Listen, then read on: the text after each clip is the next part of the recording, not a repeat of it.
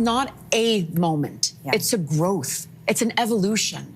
I have 3 kids. I've been on the co-political path for more than a decade. I've experienced incredible things. But at the same time, I have to make sure, and especially in a relationship, like there's still so much love between us and tenderness and respect. But we're taught in a society where marriage is success and divorce is failure, that there's nothing in between. But life is in between. Mm-hmm.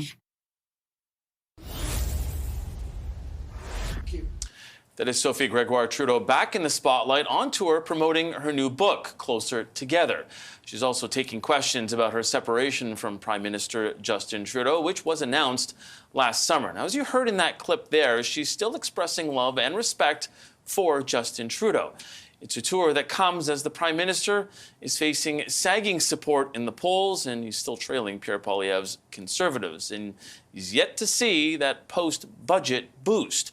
So will Gregoire Trudeau's tour blow back positively or negatively? Or not at all? Will it have zero effect on the Prime Minister? Let's bring back the front bench, Sabrina Grover, Melanie Paradis, Gurritan Singh, and Rachel Aiello. Let's start with you on this one. Sabrina, what do you think? Does it have any effect at all on the Prime Minister?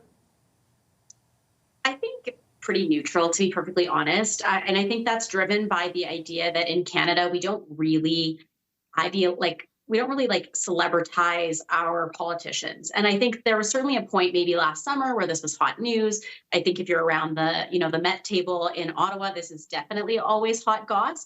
But for the rest of Canadians, I don't think they're paying attention to it. And I think the majority of them are concerned with the things happening in their own lives.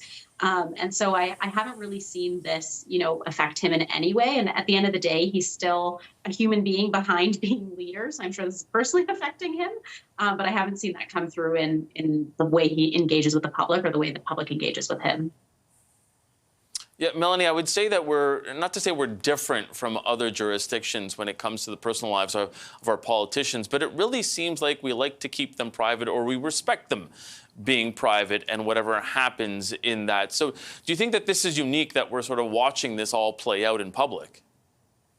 It is unique that we're watching this play out, but I think it's positive, because a lot of Canadians don't understand that the role that spouses of politicians play is incredibly important, and the experience that they garner from that time is immeasurably valuable. I had the pleasure of working with Rebecca O'Toole for many years, and when Aaron O'Toole was the leader, she was his most trusted advisor. She played an incredibly important role in our team and in her family and keeping it together.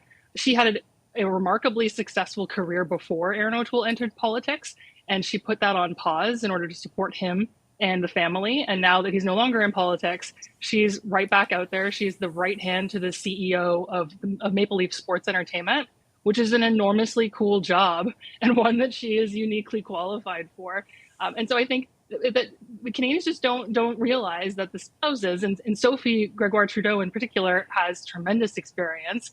And now she's using this opportunity to get as much positive coverage as she can to help bounce into the next stage of her career. And I think more power to her for doing that. She certainly deserves recognition for her contributions.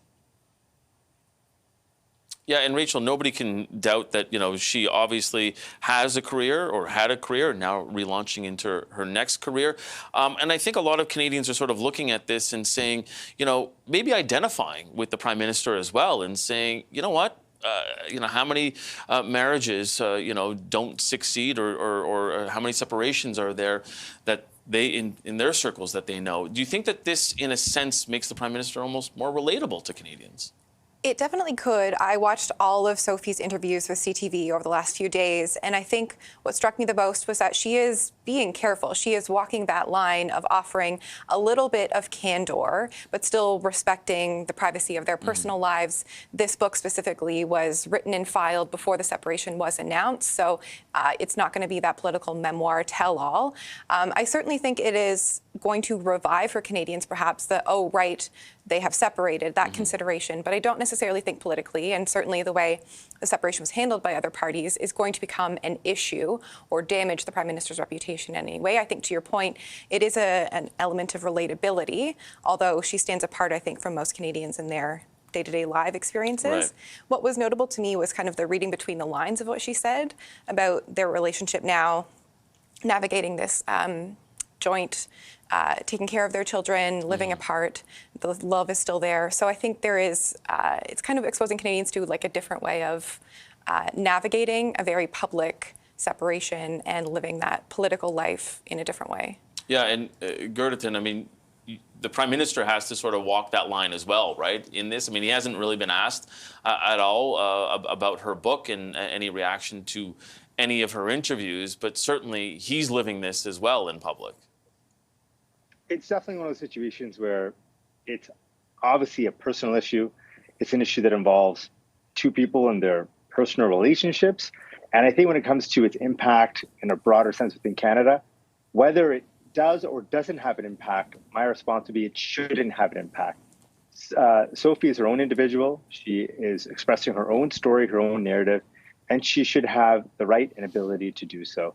And I hope that we differentiate ourselves from maybe other jurisdictions, maybe south of the border, and we give her this ability and freedom to speak who she is and her truth.